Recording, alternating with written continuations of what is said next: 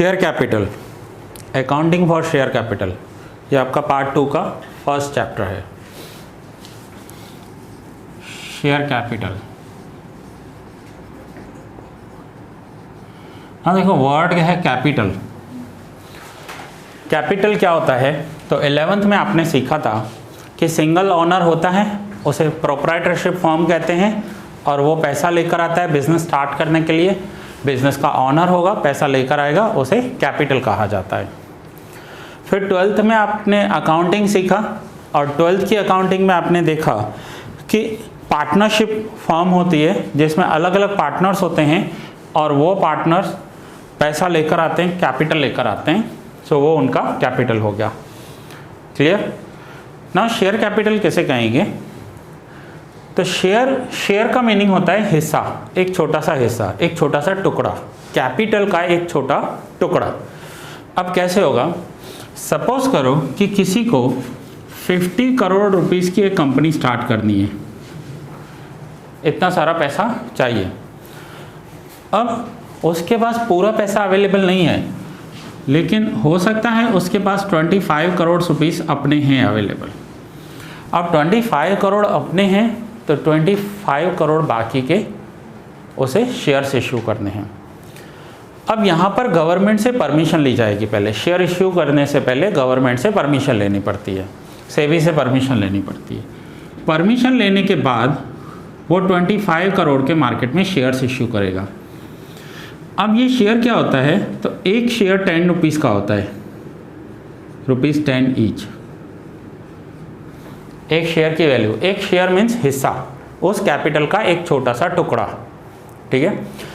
अब सपोज करो कि किसी को इस कंपनी में पैसा इन्वेस्ट करना है, तो वो उसका एक शेयर परचेज कर लेगा। शेयर मीन्स छोटा सा एक कैपिटल का टुकड़ा, मीन्स वो इस कंपनी में 10 रुपीज़ देगा स्टार्ट करने के लिए।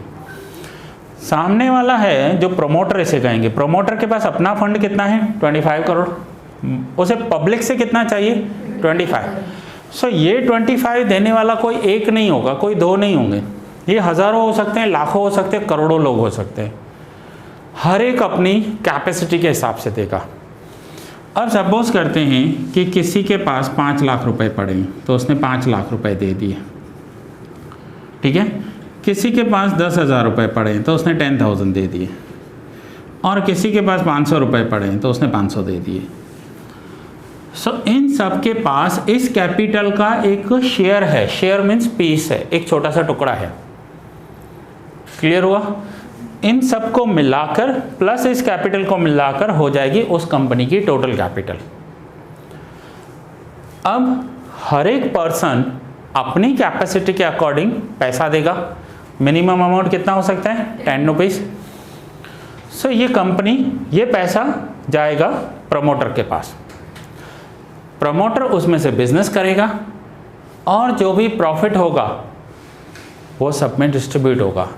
और जो प्रॉफिट होता है उसे कहते हैं डिविडेंड। उसे क्या कहेंगे?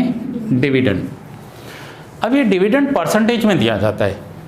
सपोज करो कि इस प्रमोटर ने 10% प्रॉफिट किया, तो जिसने जितना पैसा लगाया होगा उसे उसकी कैपिटल का 10% प्रॉफिट मिल जाएगा। अब फर्स्ट पर्सन, इसने कितना लगाया था? 10 रुपीज़। तो 10 रुपीज़ के सामने इसे प्रॉफिट कितना मिलेगा? 1। 10 रुपीज़ का 10% कर रहा हूँ मैं, ठीक है, परसेंटेज कर रहा हूँ। अब अगर किसी ने 5 लाख रुपीज़ लगाए, तो 5 लाख का 10% प्रॉफिट मिलेगा 50,000। किसी ने 10,000 लगाए, तो 10,000 का 10%, और किसी ने 500 लगाए तो 500 का 10%। क्लियर? जब आप शेयर परचेज करते हो, किसी भी कंपनी का शेयर परचेज कर लो, चाहे वो रिलायंस है, टाटा है, या इतने सारे शेयर्स हैं, 5,000 से ज़्यादा कंपनीज के शेयर्स अवेलेबल हैं। आप किसी भी कंपनी का शेयर परचेज कर लो, इसका मतलब आप अपना पैसा किसी और को दे रहे हो बिजनेस करने के लिए।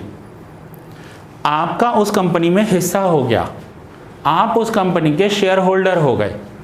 शेयर होल्डर कंपनी के रियल ओनर्स होते हैं, मालिक होते हैं कंपनी के। अगर आपने 50 करोड़ की कंपनी में 500 रुपये भी दिए हैं, तो आप भी शेयर होल्डर्स की लिस्ट में आ जाओगे। मीन्स उस कंपनी के जितने मालिक होंगे उनकी लिस्ट में आ जाओगे। और पार्टनरशिप में क्या होता है, जितने पार्टनर्स होते हैं वो कंपनी के रियल ओनर होते हैं, फर्म के रियल ओनर होते हैं, यहाँ पर शेयर होल्डर्स होते हैं। लेकिन ये कोई एक दो नहीं होंगे, ये हज़ारों हो सकते हैं, ये लाखों लोग हो सकते हैं, ये करोड़ों लोग हो सकते हैं, कितने भी हो सकते हैं। क्योंकि मिनिमम अमाउंट कितना इन्वेस्ट करना है, 10, एक शेयर लेना होगा आपको मिनिमम 10 रुपीज़ का। ये है आपने अपना कैपिटल, अपना पैसा किसी और को दिया है बिजनेस करने के लिए।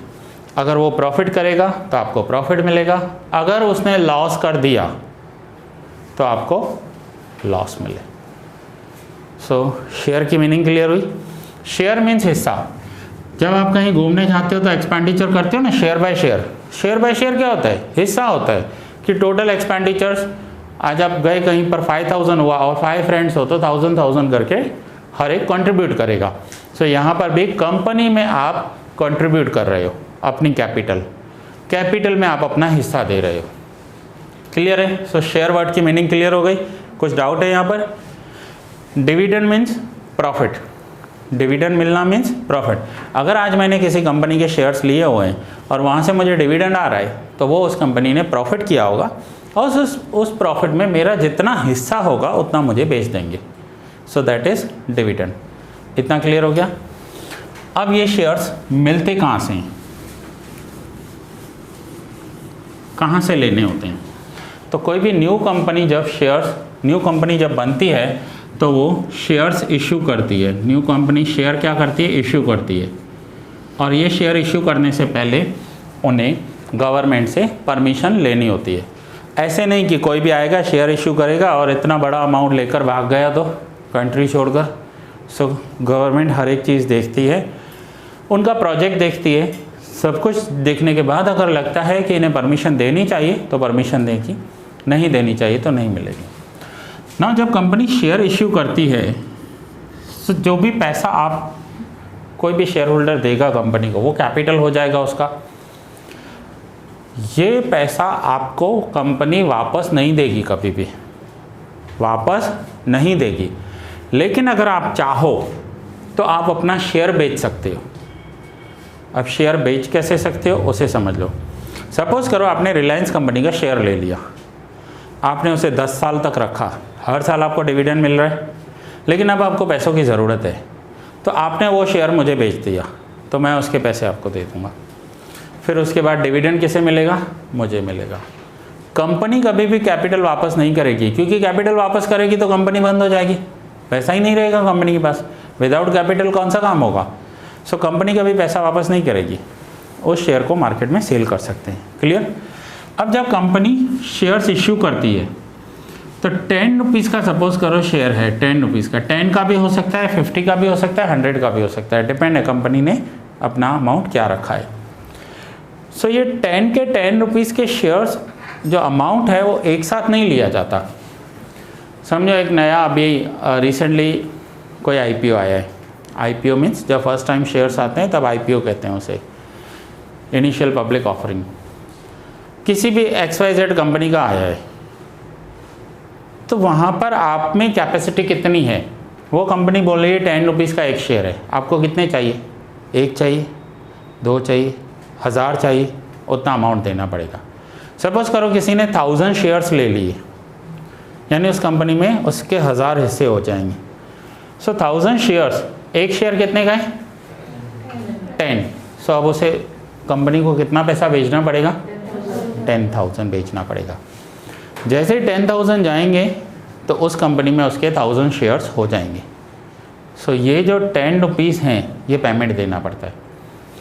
न्यू कंपनी कोई भी आती है मार्केट में, सो वो फर्स्ट अपना एडवर्टाइज़ करती है कि हमें ये बिज़नेस करना है, हम अपने शेयर्स इशू कर रहे हैं।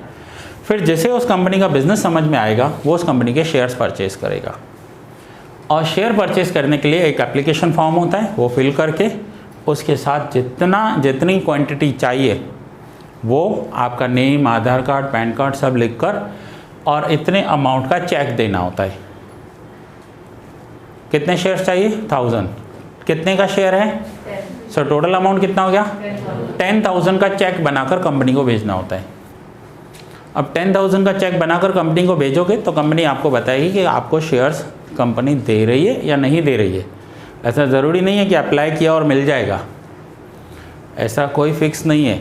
कंपनी कभी कभी एप्लीकेशंस रिजेक्ट कर देती है, मना कर देती है शेयर्स देने के लिए। रिजेक्ट क्यों करेगी, उसके पूरे पावर्स कंपनी के पास होते हैं। समझो कंपनी के पास टोटल शेयर्स जो इशू करते हैं ना वो 5 लाख हैं, लेकिन जो लेने वाले आ गए ना वो 10 लाख के आ गए। सामने 10 लाख लोग खड़े हैं लेने के लिए और कंपनी के पास है ही 5 लाख। क्या करेगी कंपनी? बाकी को क्या करना पड़ेगा? रिजेक्ट करना पड़ेगा।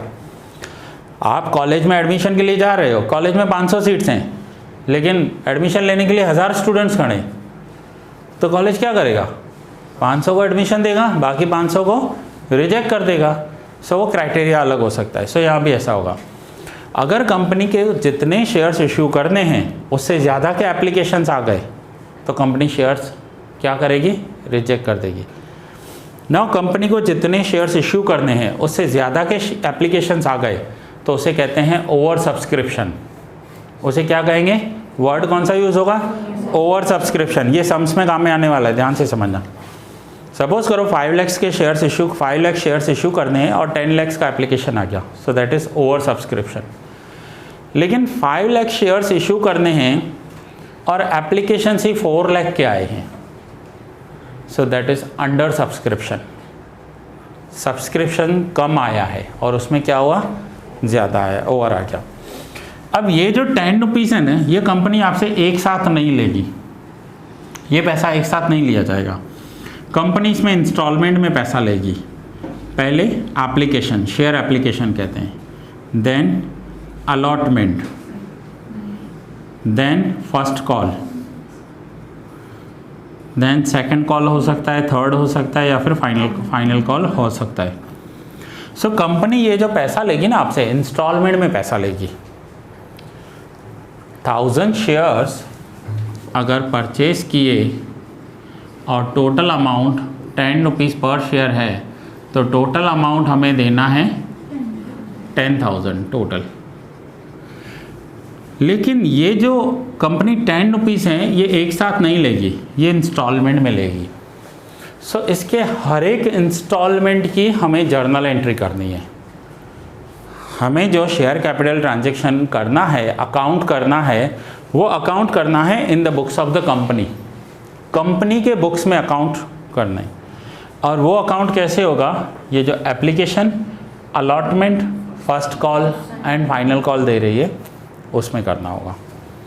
अब सपोज करो कंपनी ने लिखा है कि हम एप्लीकेशन में 3 रुपीज़ लेंगे, अलॉटमेंट में 2 रुपीज़, फर्स्ट कॉल में 3 एंड फाइनल कॉल में 2। सो टोटल कंपनी कितना ले रही है? अब जिसने 3 रुपीज़, जिसने 1000 शेयर्स अप्लाई किए तो उसे एप्लीकेशन के साथ कितना बेचना है? 3 rupees. That means total amount कितना? 3000।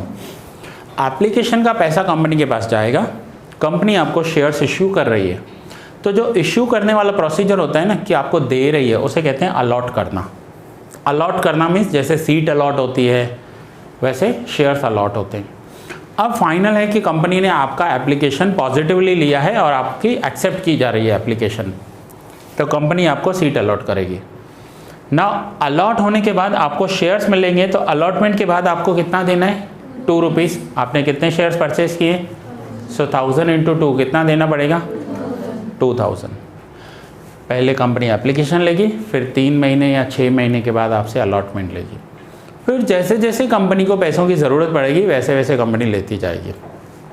अब 3 महीने और निकल गए अलॉटमेंट को, अब कंपनी को और पैसों की ज़रूरत है, तो कंपनी आपको बोलेगी आपने 1000 शेयर्स अप्लाई किए हैं, आपके पास एक लेटर आएगा या मेल आएगा कि आपके 1000 शेयर्स अप्लाइड हैं, आपने एप्लीकेशन अलॉटमेंट दिया है, अब आप फर्स्ट कॉल भेजो।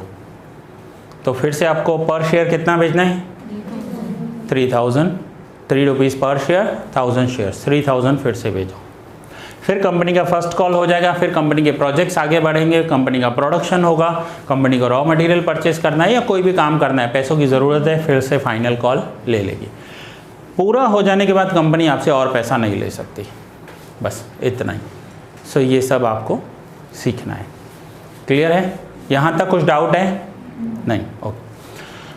ना कुछ कंपनीज ऐसी हैं जो मार्केट में ऑलरेडी बहुत अच्छा कर रही हैं, बहुत अच्छा एक्स्ट्रा ऑर्डिनरी प्रॉफिट कर रही है, सुपर प्रॉफिट कर रही हैं। कोई भी एक ऑनर समझ लो, एक एग्जांपल लेते हैं रतन टाटा। अब टाटा की कितनी सारी कंपनियां हैं। टाटा मोटर्स व्हीकल्स बनाते हैं, टाटा टी या टाटा कॉफ़ी जो आता है उनका, टाटा सॉल्ट, टाटा स्टील बनाने का बहुत बड़ा यूनिट है उनका। सो एक टाटा कंपनी की ऑलरेडी 10-15 कंपनी चल रही है और टाटा को एक और कंपनी नहीं स्टार्ट करनी है। अब सबको पता है कि मैनेजमेंट बहुत ही ऑनेस्ट मैनेजमेंट है, कंपनी बहुत अच्छा है, प्रॉफिट करके देगी। सो वहाँ पर तो इन्हें 5 लाख शेयर अब देने होंगे ना, तो 5 करोड़ 50 करोड़ एप्लीकेशन आ जाते हैं। सिर्फ इंडियंस ही नहीं, इंडिया के बाहर के लोग भी पैसा इन्वेस्ट करते हैं शेयर्स में। अब टाटा को ये भी पता है कि हमें 5 लाख देने हैं और सामने करोड़ों में एप्लीकेशंस आएंगी, तो टाटा क्या करेगा, अपने शेयर का प्राइस ज़्यादा रखेगा, क्योंकि डिमांड बहुत है और सप्लाई लिमिटेड है, तो प्राइस क्या होगा, इंक्रीज़ होगा। तो टाटा बोलेगा कि मेरा शेयर तो 10 रुपीज़ का है, शेयर प्राइस 10 रुपीज़, लेकिन मुझे उसमें प्रीमियम चाहिए।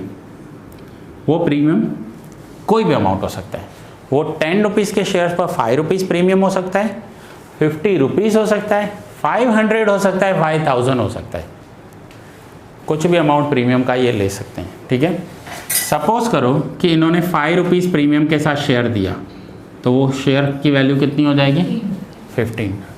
अब हमें कितना पैसा देना पड़ेगा, 15। लेकिन कंपनी जब इशू करती है ना, तब पहले बता देती है कि एप्लीकेशन में कितना देना है, अलॉटमेंट में कितना देना है, फर्स्ट कॉल कितना देना है और फाइनल कॉल कितना देना है। अब इन्होंने प्रीमियम लिया, कितना प्रीमियम, 5 रुपीज़। तो ये प्रीमियम मोस्टली अलॉटमेंट में होता है, लेकिन अगर अलॉटमेंट में नहीं हुआ तो जहाँ पर भी है आपको उसके अकॉर्डिंग उसकी जर्नल एंट्री करनी है। सो अब टोटल 10 कैपिटल में और प्लस 5 रुपीज़ का प्रीमियम मीन्स टोटल अमाउंट अब कितना देना पड़ेगा, 15। और ये प्रीमियम कब होता है, आपको आपके किसी भी प्रोडक्ट का पैसा वैल्यू से ज़्यादा मिल रहा है। 10 की चीज़ 15 में सेल हो रही है, कब, जब मार्केट में बहुत अच्छा कंपनी कर रही होगी। अब इसका उल्टा देखते हैं, कोई न्यू कंपनी मार्केट में आई है, कभी पहले थी नहीं, फर्स्ट टाइम कोई न्यू प्रमोटर स्टार्ट कर रहा है, जिसे कोई जानता पहचानता नहीं, कोई ट्रस्ट नहीं हो रहा है किसी का, तो ऐसी कंपनीज अपने शेयर प्राइस से कम वैल्यू में इशू करते हैं। यहाँ पर 10 का कितना लिया था, 15। अब न्यू कंपनी होगी तो 10 का शेयर 1 रुपीज़ डिस्काउंट देंगे, ये डिस्काउंट कहेंगे हम इसे। ठीक है, सो 1 रुपीज़ डिस्काउंट, तो कितने में शेयर दे रही है कंपनी, 9 रुपीज़ में। ऐसा भी हो सकता है कि न्यू होगी कंपनी, मार्केट में इतने सारे लोग नहीं जानते कंपनी को शेयर्स कैसे भी करके बेचने हैं, कैपिटल चाहिए और बिज़नेस स्टार्ट करना है, तो वो अपने शेयर्स डिस्काउंट में भी दे सकते हैं। सो आज आपने सीखा शेयर की मीनिंग क्या होती है, क्लियर। दूसरा आपने सीखा ओवर सब्सक्रिप्शन किसे कहते हैं, अंडर सब्सक्रिप्शन किसे कहते हैं, कि जितने शेयर्स इशू करने हों उसमें ओवर सब्सक्रिप्शन क्या होगा एंड अंडर सब्सक्रिप्शन कैसे कर। अगर ज़्यादा एप्लीकेशंस आ गए तो ओवर सब्सक्रिप्शन और कम एप्लीकेशंस आ गए तो अंडर सब्सक्रिप्शन।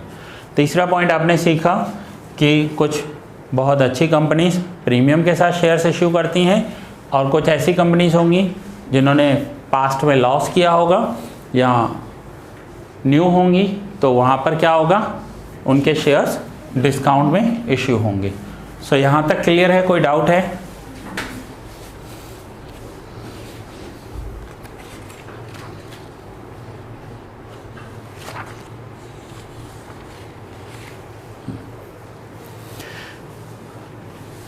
अब हम आगे ये इसके सम्स तो करेंगे ही, लेकिन अब ऐसा होता है कई बार कि कोई मिस्टर ए है, मिस्टर ए जिसने एप्लीकेशन तो किया 1000 शेयर्स का, एप्लीकेशन भी दी, अलॉटमेंट अमाउंट भी दे दिया।